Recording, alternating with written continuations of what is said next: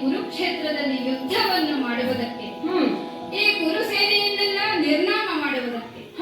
ಆದರೆ ನನಗೆ ನೀನೀಗ ನನ್ನವರನ್ನೆಲ್ಲ ಪರಿಚಯ ಮಾಡಿಕೊಟ್ಟೆಯಲ್ಲ. ಹೌದು.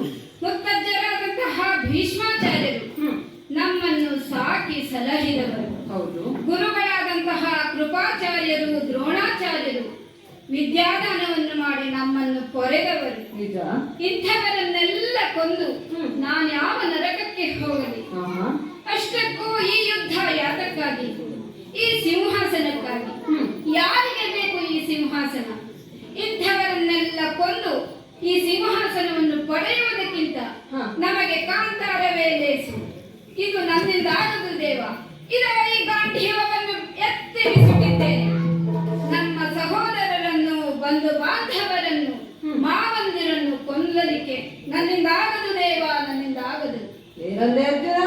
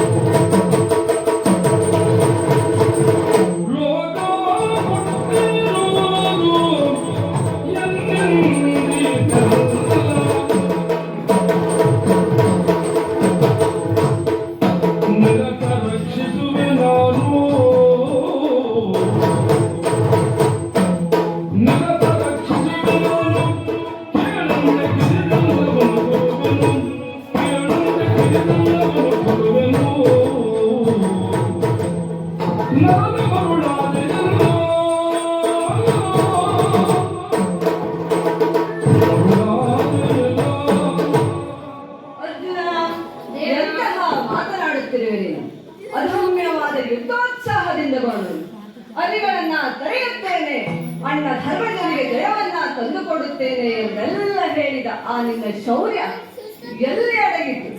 ಈಗ ರಣಕ್ಕೆ ಬಂದು ಇವರೆಲ್ಲ ನನ್ನವರು, ಇವರನ್ನ ಹೇಗೆ ಕೊಲ್ಲಲಿ ಎಂದು ಹುಡುಗಾಟದ ಮಾತನಾಡುತ್ತಿರುವೆಯ?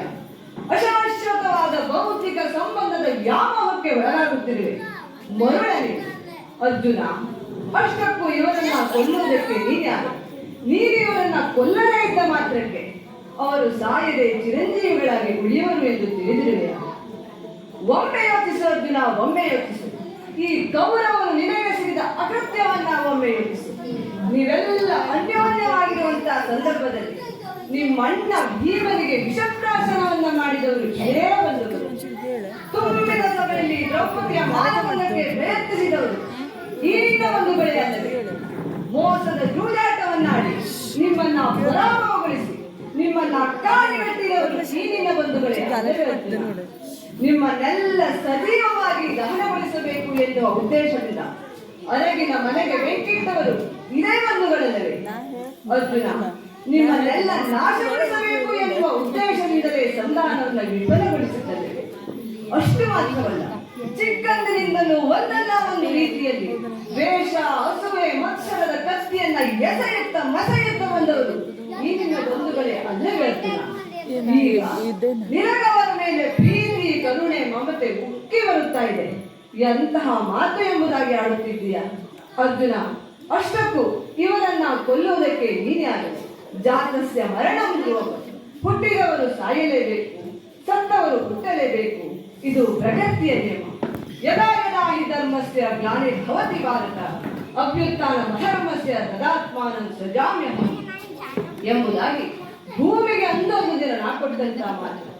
ದುಷ್ಟರಿಂದಲೋ ಅಧರ್ಮಿಗಳಿಂದಲೋ ಈ ಭೂಮಿಗೆ ತೊಂದರೆ ಒದಗಿ ಬಂತು ಅಂತಾದ್ರೆ ನಾನೇ ಕೆಳಗಿಳಿದು ಬಂದು ದುಷ್ಟರನ್ನ ಸಂಹರಿಸಿ ಶಿಷ್ಟರನ್ನ ರಕ್ಷಿಸಿ ಭೂಮಿಯ ಸಮತೋಲನವನ್ನ ಕಾಪಾಡುತ್ತೇನೆ ಎಂಬುದಾಗಿ.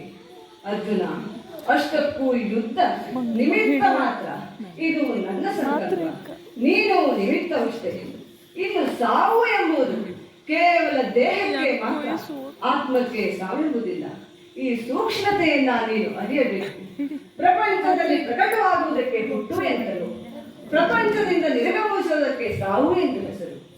ಏಕವು ಅನೇಕವಾಗುವುದಕ್ಕೆ ಸೃಷ್ಟಿ ಎಂದು ಹೆಸರು, ಅನೇಕವು ಏಕದಲ್ಲಿ ಲೀನವಾಗುವುದಕ್ಕೆ ಲಯ ಎಂದು ಹೆಸರು. ಇದನ್ನೆಲ್ಲ ನಿಯಂತ್ರಿಸುವವನು ನಾನೇ.